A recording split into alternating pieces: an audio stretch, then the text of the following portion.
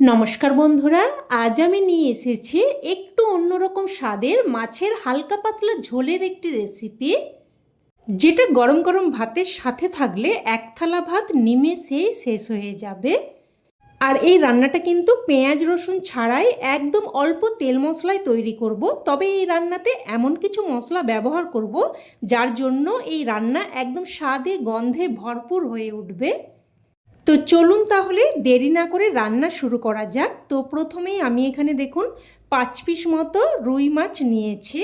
তবে আপনারা কিন্তু এই রান্নাটা যে কোনো মাছ দিয়ে করতে পারেন। তো মাছগুলোকে ভালোভাবে ধুয়ে তারপর জলটাকে কিন্তু একদম ভালোভাবে ঝরিয়ে নিয়েছি। তারপর এখানে দেখুন পরিমাণ মতো লবণ আর হলুদ গুঁড়ো দিয়ে ভালোভাবে মিশিয়ে নিলাম।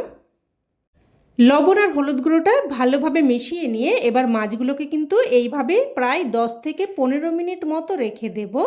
তো প্রায় 10-15 মিনিট পর আমি রান্না শুরু করছি। তো গ্যাস অন করে কড়াই বসিয়ে এখানে দিয়ে দিয়েছি 3 থেকে 4 চামচ মতো সর্ষের তেল। তেলটাকে খুব ভালোভাবে গরম করে নিয়ে, যাকে বলে একদম ধোঁয়া ওঠা গরম করে নিয়ে তারপর এখানে মাছগুলো একে একে দিয়ে দিচ্ছি। এবার মিডিয়াম ফ্লেমে উল্টে পাল্টে মাছগুলোকে লাল করে ভেজে নেব। তো দেখুন মাছগুলোকে উল্টে পাল্টে একদম লাল করে সুন্দর করে ভেজে নিয়েছি। এবার মাছগুলোকে একে একে উঠিয়ে নিচ্ছে। উঠিয়ে নিয়ে এবার ওই তেলের মধ্যে দিয়ে দিচ্ছে বেগুন। এখানে আমি একটা বেশ বড় সাইজের বেগুনের অর্ধেক বেগুনকে দেখুন এইরকম লম্বা মতো টুকরো করে কেটে নিয়েছি। এবার এই বেগুনের মধ্যে দিয়ে দিচ্ছে অল্প একটু লবণ আর অল্প একটু হলুদ গুঁড়ো।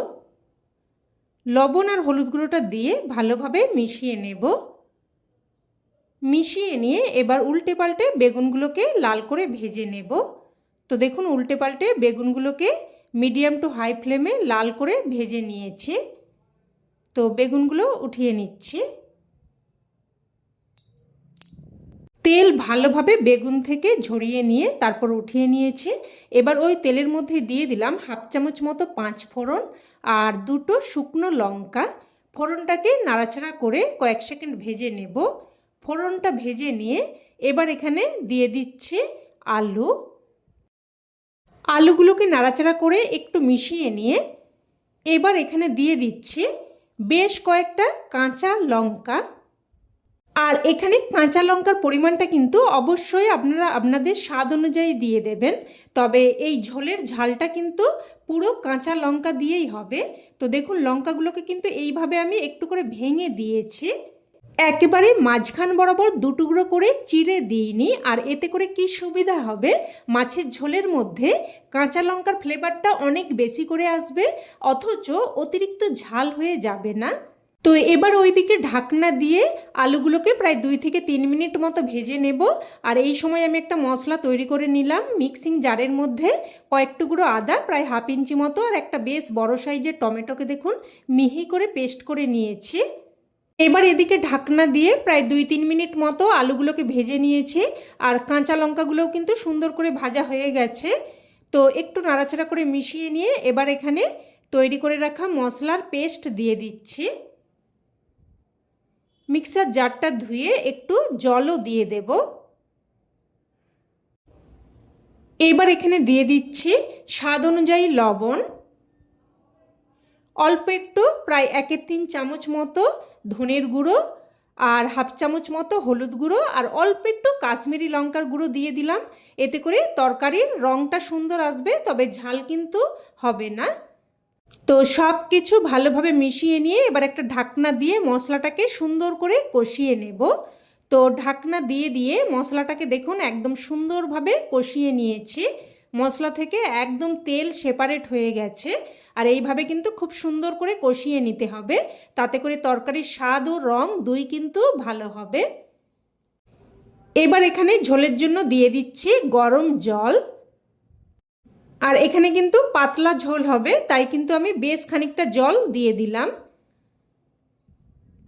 তো সব কিছু মিশিয়ে নিলাম। এবার আমার এখানে লবণটা একটু কম মনে হচ্ছে, তাই আমি এখানে সামান্য একটু লবণ দিয়ে দিচ্ছি। লবণটা দিয়ে ভালোভাবে মিশিয়ে নিয়ে এবার হাই ফ্লেমে প্রথমে ঝোলটাকে ফুটতে দেব। বন্ধুরা, আপনারা তো অনেক রকমভাবেই মাছের ঝোল রান্না করে খান, তবে একবার এইভাবে আমার মতো করে বানিয়ে দেখবেন, খেতে এতটাই টেস্টি হয়, আমি কথা দিচ্ছি। আপনারা কিন্তু একবার বানিয়ে খেলে বারবার এইভাবে বানাবেন।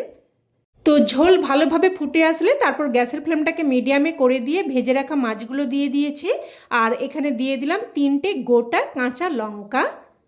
আর এই লঙ্কাগুলো ঝোলের সাথে সেদ্ধ হয়ে খেতে দারুণ টেস্টি হয়ে যাবে, আর ভাতের সাথে মেখে খেতে কিন্তু দারুণ লাগবে। তো এবার ওইদিকে ঝোলটাকে কিন্তু মিডিয়াম ফ্লেমে প্রায় 6 থেকে 7 মিনিট মতো ফুটিয়ে নেব। আর এই সময় আমি একটা স্পেশাল মশলা তৈরি করে নিচ্ছি। তো অন্যদিকে গ্যাস ওভেনে একটা তড়কা প্যান বসিয়ে দিয়ে দিয়েছি 1 চামচ মতো গোটা জিরে আর 1/2 চামচ মতো 5 ফোড়ন। এবার মশলাটাকে নাড়াচাড়া করে দেখুন হালকা করে ভেজে নিচ্ছি। লো ফ্লেমে একটুক্ষণ নাড়াচাড়া করার পর যখন মশলাগুলো এরকম চিটপিট করে ফুটতে শুরু করবে, তখন সাথে সাথেই কিন্তু মশলাটাকে নামিয়ে নিতে হবে, না হলে কিন্তু মশলাটা বেশি পরিমাণ পুড়ে ফ্লেভারটা নষ্ট হয়ে যেতে পারে।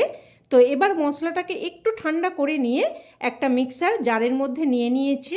তো প্রথমে একবার ঘুরিয়ে একটু গুঁড়ো করে নিয়ে তারপর এখানে অল্প একটু জল দিয়ে দিলাম। এবার আবারও একবার ঘুরিয়ে ভালোভাবে মিহি করে পেস্ট বানিয়ে নেব। আর আপনারা চাইলে কিন্তু মশলাটা শিলেতে করেও বেটে নিতে পারেন। তো দেখুন একদম মিহি একটা পেস্ট বানিয়ে নিয়েছি।